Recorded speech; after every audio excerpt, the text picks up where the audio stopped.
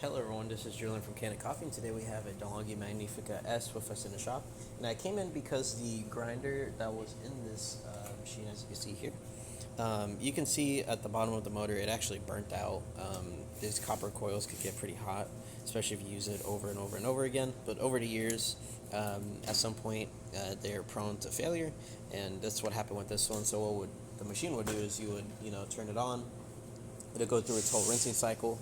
You click the brew button to brew a shot. It'll move the brew unit into place, and nothing would happen. The grinder wouldn't try to spin. It wouldn't make any noise. It'll actually cancel out the shot, and the brew unit would go back into place.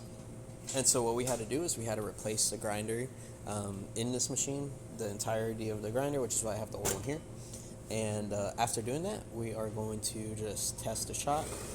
As you can hear, the grinder is already kicked on. It's grinding coffee into the brew chamber.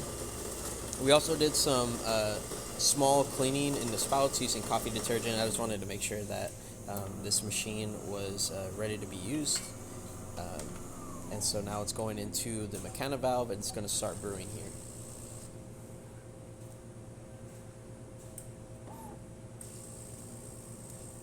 There you go. And then after the shot is done, I'm going to just pull out the drip tray so we can see the puck that the machine has made.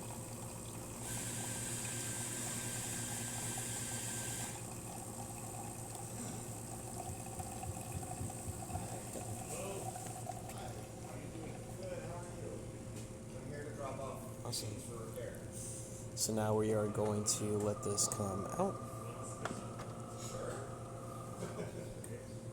Alrighty, now we're going to pull this drip tray out. And as you can see, the puck right here, let me pull it out. Nice, dense puck. And that's about it for this repair. If you like this video or any of other repairs on our channel, leave a like, subscribe, and hit the bell. Thanks for watching.